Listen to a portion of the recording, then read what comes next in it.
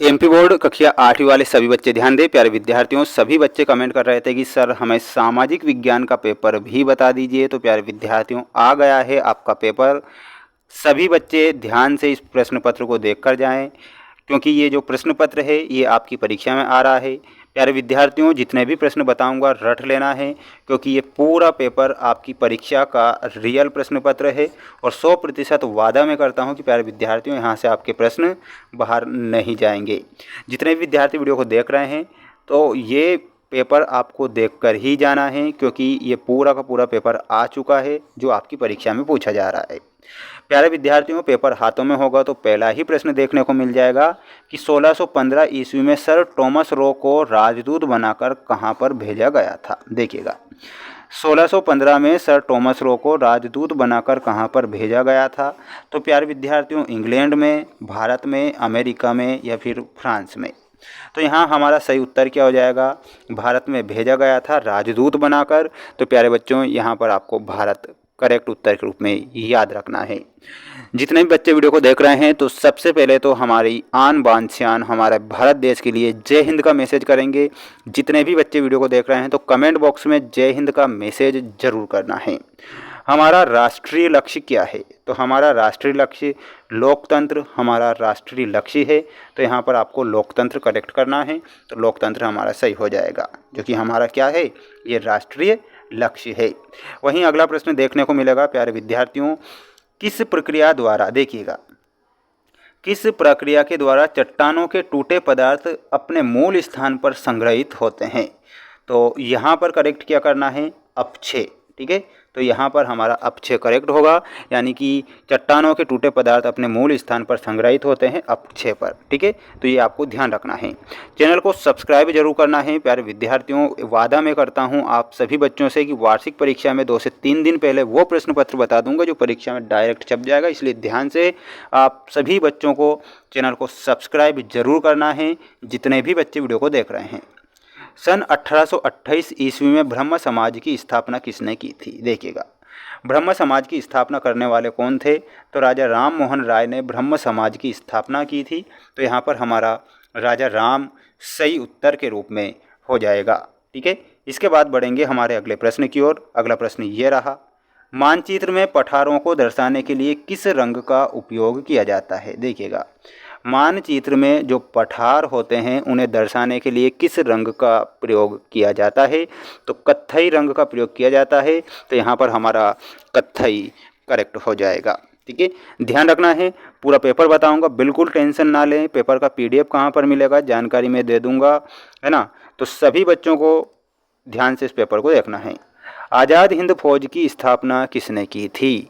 तो आज़ाद हिंद की फौज जो थी वो सुभाष चंद्र बोस ने आज़ाद हिंद फौज की स्थापना की थी। तो यहाँ पर सुभाष चंद्र बोस करेक्ट उत्तर के रूप में याद रखना है। जितने भी प्यारे बच्चे वीडियो को देख रहे हैं, तो प्यारे विद्यार्थियों, चैनल को सब्सक्राइब कर ही लीजिए, बाद में ये पेपर नहीं मिलेगा। और वार्षिक परीक्षा की तो आप टेंशन ना ही लें, क्योंकि पेपर में बताऊंगा पिछले वर्ष की तरह। डचों द्वारा बनाई गई प्रमुख फैक्ट्री है, तो फैक्ट्री थी पुलिकट। ठीक है, तो पुलिकट हमारा यहाँ पर करेक्ट उत्तर होगा। तो पुलिकट ध्यान रखना है। इसके बाद हम बढ़ेंगे हमारे अगले प्रश्न की ओर। जितने भी बच्चे वीडियो को देख रहे हैं, तो पुनः मैं आपसे यही कहूँगा कि जय हिंद का मैसेज किए बिना नहीं जाना है। सबसे पहले तो इन प्रश्नों को पढ़ लेना है, क्योंकि ये प्रश्न परीक्षा में आ रहे हैं, बाद में आपको ये पेपर नहीं मिलेंगे। बार बार मैं आपसे यही कह रहा हूँ। गुट निरपेक्षता का अर्थ है सैनिक गठबंधन से रहना, तो गठबंधनों से दूर रहना। तो आपको दूर फील करना है। नदी के निक्षेपण से झील का निर्माण होता है, तो गोखुर झील का निर्माण होता है। तो क्या लिखना है? यहाँ पर लिखना है गोखुर झील।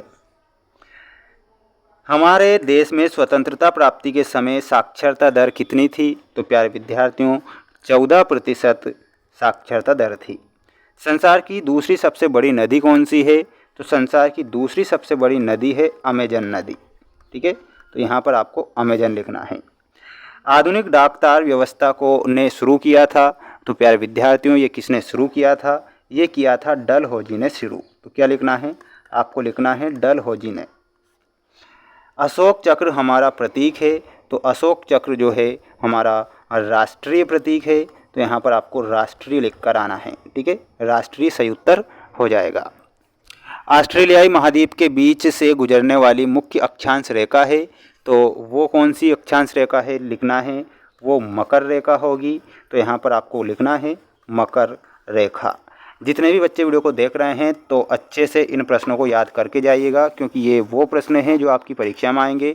वादा करता हूँ कि पेपर आपका बाहर नहीं जाएगा, इसलिए ध्यान से इन प्रश्नों को रट लीजिए, छाप लीजिए। देखिएगा, अगला प्रश्न बता देता हूँ प्यारे विद्यार्थियों, आपकी स्क्रीन के सामने अगला क्वेश्चन है। रविंद्रनाथ ठाकुर को 1913 में कौन सा सर्वोच्च पुरस्कार प्राप्त होता है? तो यहाँ पर बताना है नोबेल पुरस्कार उन्हें प्राप्त होता है। क्या लिख कर आना है? पूरा सेंटेंस लिख कर आना है ना। 2 नंबर का क्वेश्चन है, नोबेल पुरस्कार। उत्तर अमेरिका के किस भाग में जनसंख्या अधिक है? तो प्यारे बच्चों, उत्तर अमेरिका के उत्तर पूर्वी भाग में। तो कौन से भाग में है? उत्तर पूर्वीय भाग। धरातल की 3 प्रमुख स्थलाकृतियाँ कौन सी हैं? तो आपको बताना है ग्रेट लेक्स के आसपास के भाग में। देखिएगा, यहाँ पर पर्वत है, पठार है और मैदान है। पर्वत, पठार और मैदान करेक्ट करना है। प्यारे विद्यार्थियों, हमारा ऐप है जिसका नाम मैं आपको बता देता हूँ, मेंस एजुकेशन ऐप, जिसकी लिंक मैंने डिस्क्रिप्शन में दे रखी है। पेपर आपको वहीं पर मिलेंगे। और खुशी की बात ये आप बच्चों के लिए रहेगी कि आंसर शीट भी हमने दे दी है। 4 सेट पेपर दिए गए हैं। 4 सेट पेपर टेस्ट सीरीज़ के तौर पर आपको लगाना है। अगर आप इन पेपर को लगाते हैं तो प्यारे विद्यार्थियों सबसे ज़्यादा अंक आपको मिलेंगे। ये पूरा का पूरा पेपर देख लीजिए, पूरा पेपर हमारे पास में है जो आपकी परीक्षा में आ रहा है। इसे ध्यान से देख कर जाइएगा। चैनल पर नए हैं तो चैनल को सब्सक्राइब कर लेना है सभी बच्चों को।